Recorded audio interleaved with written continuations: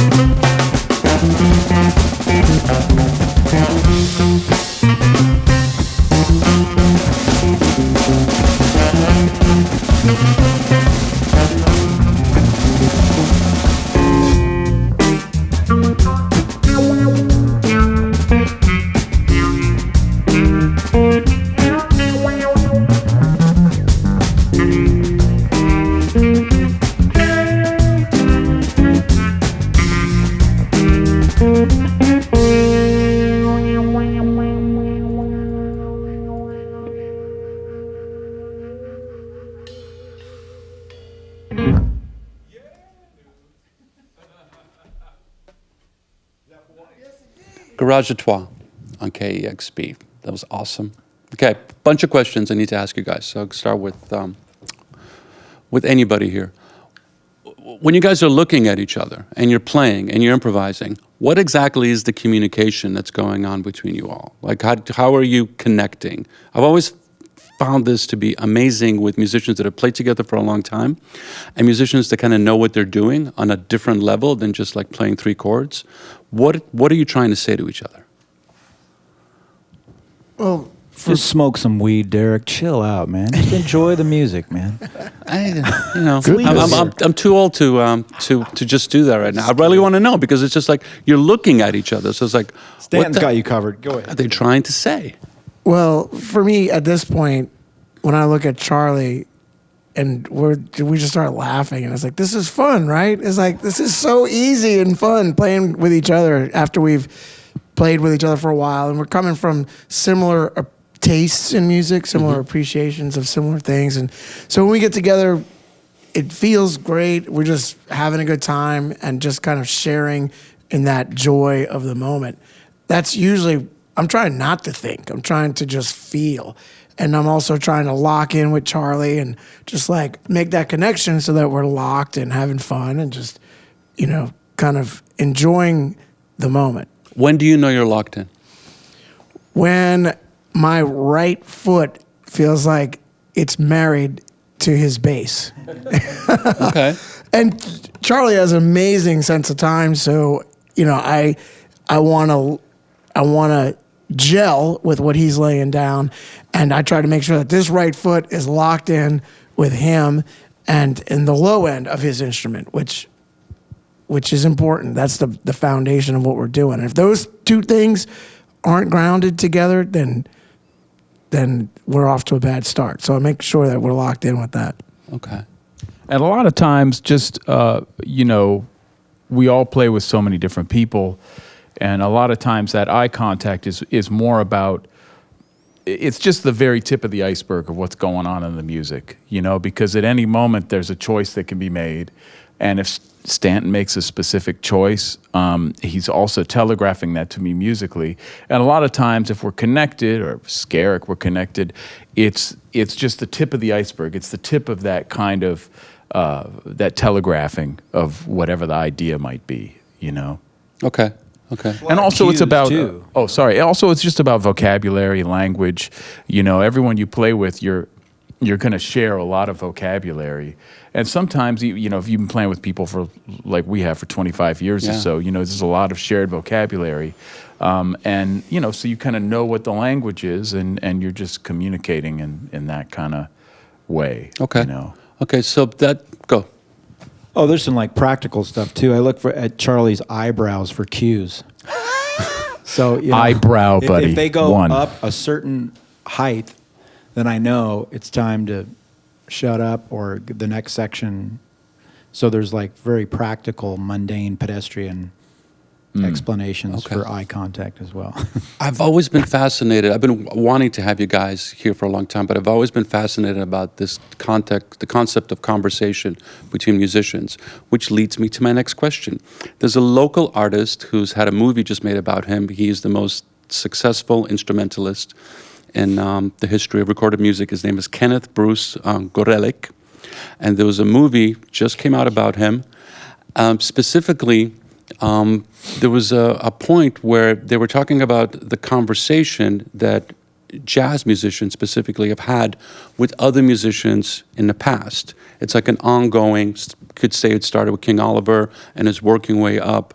Kenneth didn't grow up in that space, and so he didn't have that conversation with them, with these other artists, so he created his own type of vibe. A lot of duress and a lot of anger about some of the ideas that this artist has had. And I've always been intrigued, like artists such as yourselves have been doing this for a long time, have a relationship with all types of music, all types of musicians living and have passed, and also have had a relationship with New Orleans and Seattle and cities like that. How does that conversation work and continue to work with the music that you're playing right now? Because it's hard to categorize you, which is amazing and wonderful. But how does this history of this conversation, starting with Louis Armstrong, working up to now, how does that play? And especially you and Stanton, you're from New Orleans. That's a different country living in here. How does that conversation work with what you're doing right now? Does that make sense? Yeah, and I'll take it to start. For me, it carrying on the traditions of New Orleans and what we're playing here, which is Black American music, and it's so important to me to get it from the sources or as close as you possibly can. And being from New Orleans, I have no excuse. So, I go and hear these great musicians like Herlin Riley and Shannon Powell and guys who have had it handed down to them from the great musicians that came before them, and it was handed down to them before that. So it's as simple as going out and hearing them play and talking to them and sitting with them and having conversations and talking about the music and talking about the drummers that they grew up checking out and hearing what records we can check those guys out on. But then, I went to breakfast with Shannon Powell a few weeks ago and, doing things like, hey man, let me take you out to breakfast and let's just have that conversations about where this music is coming from, where they see it heading, what they like about what they're seeing now, what they don't like about what they're seeing now. And, you learn so much by putting yourself in the presence of these masters who have had it handed down to them from the masters before them. So for me personally, that's what I try to do as much as I possibly can. And I try to stay in a beginner mindset. I try to stay like I'm still 18, 19 years old, and Shannon Powell and Herlin Riley are my heroes. And I go out and try to absorb as much as I possibly can from them and all the other great musicians that live in New Orleans. Okay, perfect. Thank you. You grow up where you grow up, you have the experience you have, your narrative is, indelibly informed by that. And, I grew up in Berkeley, California, although I did spend 5 years living on a school bus doing the whole hippie thing when I was a little kid, among other things. But the whole through line with that was my mom was part of that kind of Greenwich Village folk scene in the early 60s. So her people were Mississippi John Hurt and Reverend Gary Davis. And, I grew up with one of Taj Mahal's daughters and came into contact with him living in Berkeley. See Brownie McGee play all the time. Just go down to the Kutahar store. Clarence Gatemouth Brown would be there. I'm surrounded by this music all the time. And the language of that music and people talking about that music and, helping my mom set up the chairs for, because she was also a political activist in East Oakland back in the 70s for a benefit that John Lee Hooker was playing for her group of people, and hanging out with John Lee Hooker when I'm 12 and seeing all that music firsthand. Then growing up in a place like Berkeley, going to Berkeley High School with people like Dave Ellis and Peter Applebaum and Josh Redman and Will Bernard. And, it goes the Tower of Power guys would be playing in the park. Of course, they were older. Then hooking up with Mike Clark later and learning all of this stuff. It's just a part of who you are, and when you get it on the ground floor, it informs your narrative, it informs what that music is all about, and ultimately it put me on a trajectory to really dig back as far as I could and really fill in the blanks of that as well. So, I guess it's an unfair advantage in a way to come up under that kind of thing, and it's harder if you're a younger person now and all you really have at your disposal is kind of like the music school education, which I think a lot of our friends teach at, and you can learn a lot from that, but you're not going to get that visceral kind of experience that I feel is we've as musicians have been doing for thousands of years. That make any sense? Perfect. No, it's perfect. That's exactly their story. You want to add to that? Yeah, and I came up in the opposite environments that these guys did, with very little contact with, African American sources. So, but my dad was a huge jazz fan here, growing up in Seattle. So anytime someone came to town, I was at the concert with my dad.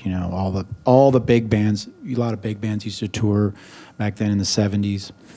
And so I was very lucky to, and my band teacher in junior high was the Jacksons' first teacher. He's one of the only black teachers in the whole school district.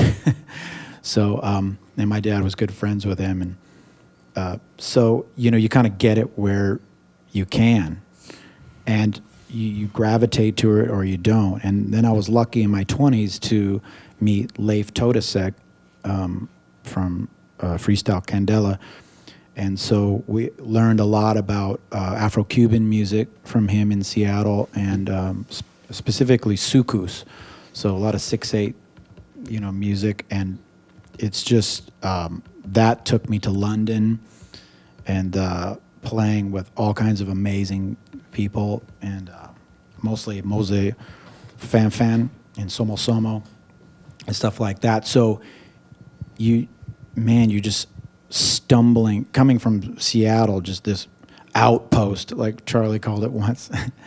It's a cultural outpost. There, true. bands wouldn't tour here. I mean, it's very different here now.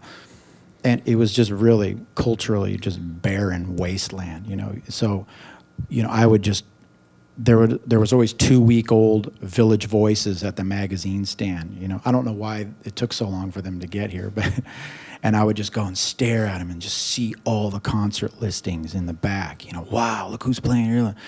So the first time I went to these cities, it was just, I was just walking miles a day, 20 hours a day up, going to every club I could, and seeing Jimmy Smith and all these amazing musicians play. And then, that's, you're just scrapping together this haphazard, experience, trying to cobble together what you can. There's no internet back then. You can't just look up some stuff you're interested in. Yeah. You have to be there. You have to go there. So I was very lucky to be able to get to London, go to Paris, live in Paris for a while, live in London, and live in New York, and and like they said, hang with the elders and the masters that that you need to study with and you need to hear and just be in the same room with when they're playing. Are you guys doing that now? You've been doing this at the game for a long time. Are you allowing the next musicians to come, take you to breakfast? And is that continuing, that cycle?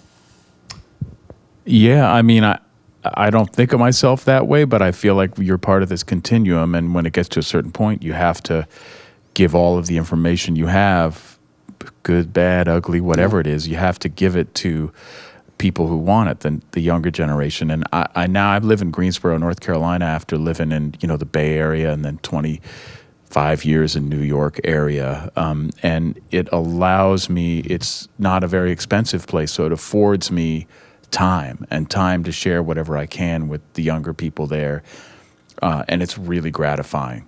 It's really gratifying to see them improve, be so excited about it. And also to just be like, get called out on my own stuff. Like whether they're doing it or I'm doing it myself, I'm like, yeah, I need a little more work in that department. You know what I mean? Okay, perfect. Thank you. That's awesome. So one last question. I don't want to talk about COVID and everything like that. I know it's been really difficult for touring musicians in general, but you guys have been at this for a long time, record stores and CDs, and now we're in an age of playlists and streaming. There are like 60,000 new songs uploaded every day on Spotify. You're seeing this sense of discovery. How do people now find you? Because you don't, you were talking about Seattle as an outpost. You've got the internet. You can find any music in the world right now, and you have access to it pretty quickly. How do you guys bubble up in that? Is that part of the idea when you're going out and touring? Like, how does this new world work with you? Well, I would maybe like to let these guys answer the latter part of the question, but I'd like to just offer a little context if I could. We